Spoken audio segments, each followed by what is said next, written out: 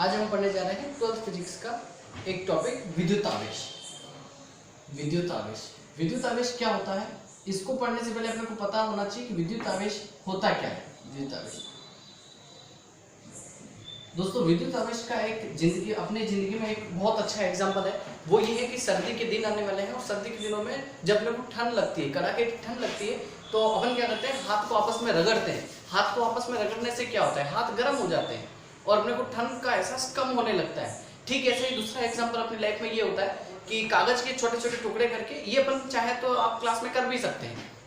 कागज के छोटे छोटे टुकड़े करने के बाद पेन है हाथ में, पेन को सर पे रगड़ के, थोड़ा सा रगड़ने के बाद, सर पे नहीं तो कोई शर्ट पे भी रगड़ सकता है, रेशम के शर्ट पर रगड़ने के बाद उस पेन को यदि कागज के टुकड़ों के पास ले जाया जाए तो कागज के टुकड़े आपस में चिपक जाते हैं। ये क्यों चिपक रहे हैं, कारण क्या है उसका, कागज के टुकड़े पेन से क्यों चिपक रहे हैं, हाथ को आपस में रगड़ने पर हाथ गर्म क्यों हो रहे हैं, उसका रीजन दोस्तों विद्युत आवेश है।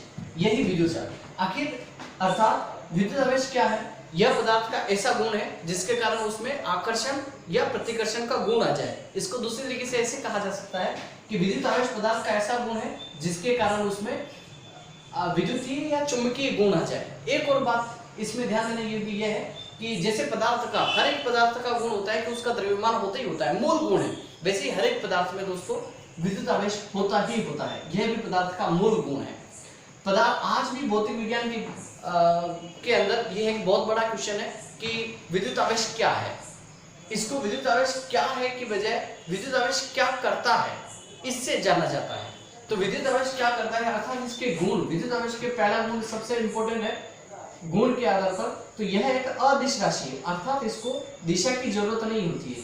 विद्युत आवेश एक अदिश राशि है। उसके बाद विद्युत आवेश को सबसे पहले दोस्तों अमेरिका का एक वैज्ञानिक है बेंजामिन फ्रैंकलिन ने ही बताया था कि आवेश दो प्रकार का होता है, प्लस तथा माइनस। तो इसका दूसरा गुण है दोस्तों, विद्युत आवेश दो प्रकार का होता है, प्लस तथा माइनस, धन आवेश तथा ऋण आवेश। अमेरिकी वैज्ञानिक इस बेंजामिन फ्रैंकलिन ने ही बताया था कि आवेश एक संरक्षित राशि है। आवेश एक संरक्षित राशि है। आवेश एक संरक्षित राशि है। और इसका एक अभी जो 2020 में जेट का एग्जाम हुआ है, उस जेट के एग्जाम में ये क्वेश्चन पूछा गया कि आवेश संरक्षण का नियम किसने दिया या किसने कहा, तो बताया दोस्तों अमेरिका का वैज्ञानिक बेंजामिन फ्रैंकलिन ने। आवेश संरक्षण होता क्या है, आवेश संरक्षण का मतलब रहता है कि किसी भी वस्तु पर आवेश की कुल मात्रा अपरिवर्तित रहेगी, कभी भी बदलेगी नहीं, वो या तो प्लस में बढ़ जाएगी या माइनस में कम हो जाएगी। तो कुल आवेश का जो मान होगा वो नियत होगा। जैसे ऊर्जा संरक्षण का नियम, ऊर्जा को न तो नष्ट किया जा सकता है और न ही उत्पन्न किया जा सकता है, सिर्फ एक रूप से दूसरे रूप में स्थानांतरित किया जा सकता है। उसी तरीके से आवेश संरक्षण, आवेश संरक्षित राशि अर्थात आवेश की मात्रा किसी भी वस्तु पर संरक्षित रहती है, नियत रहती है। उसके बाद दोस्तों अपन ने देखा कि हाथ रगड़ने पर गर्म हो रहे हैं, मतलब उसका कारण क्या है, आवेश उत्पन्न किससे होता है, घर्षण से। आवेश उत्पन्न किससे हो रहा है, घर्षण से। आवेश की उत्पत्ति घर्षण से होती है। किससे होती है, आवेश की उत्पत्ति घर्षण से होती है, घर्षण से होती है। उसके बाद दोस्तों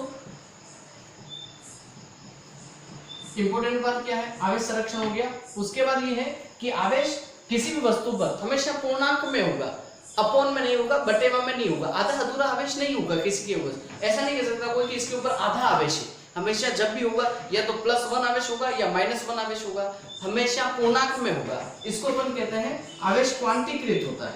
आवेश क्वांटीकृत होता है। क्वांटीकृत को अपन गणित की भाषा में ऐसा लिखते हैं, क्वांटीकृत होता है। इसको गणित की भाषा में लिखते हैं अपन Q = n इलेक्ट्रॉन। बहुत सी बार क्वेश्चन भी आया है बोर्ड के एग्जाम्स में, क्या आया है, आवेश का क्वांटीकरण क्या है या आवेश के क्वांटीकरण से आप क्या समझते हैं। तो दोस्तों इसका सीधा सा आंसर है, किसी भी वस्तु पर आवेश की मात्रा एक इलेक्ट्रॉन पर आवेश की मात्रा का पूर्ण गुणज होगी। एक इलेक्ट्रॉन पर आवेश कितना होता है, 1.6 × 10⁻−19 कूलम, 1.6 × 10⁻−19 कूलम।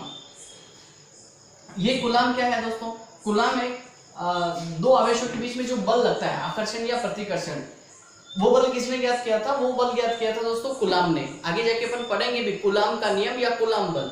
तो उसी के रेस्पेक्ट में आवेश की इकाई क्या होती है, आवेश की इकाई कूलम होती है, इकाई कूलम होती है। कूलाम को ही C लिखा जाता है, आवेश की इकाई कूलाम होती है। ये एक नया इसका गुणधर्म है। 2-3 चीजें लिख दी अपन ने।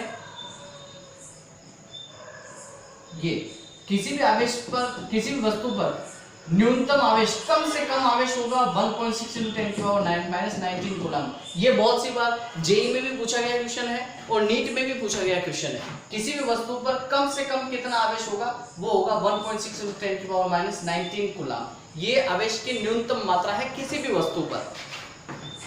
ये एक नया, ये सारे के सारे अपन क्या पढ़ रहे हैं, ये आवेश के गुण पढ़ रहे हैं। परीक्षा में क्वेश्चन भी ऐसा ही आता है कि आवेशों के गुण लिखिए कोई, या फिर ऐसा आएगा 1 नंबर का क्वेश्चन, आवेशों के कोई 2 गुण लिखिए, तो इनमें से कोई सा भी 2 गुण लिखे तो अपना आंसर हो जाता है। ये आवेश की न्यूनतम मात्रा है, आवेश की न्यूनतम मात्रा।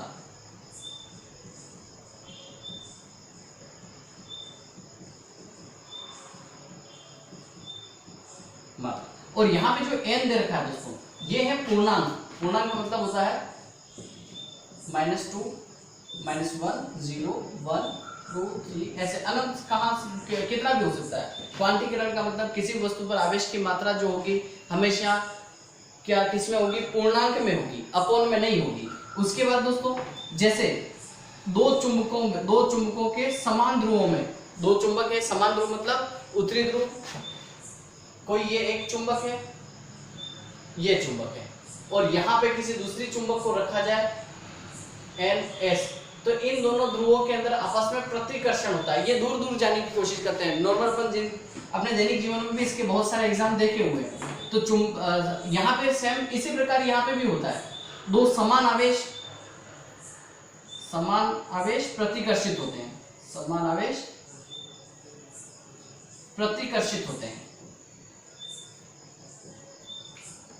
मतलब दूर दूर जाते हैं। और 2 विपरीत आवेश आकर्षित होते हैं।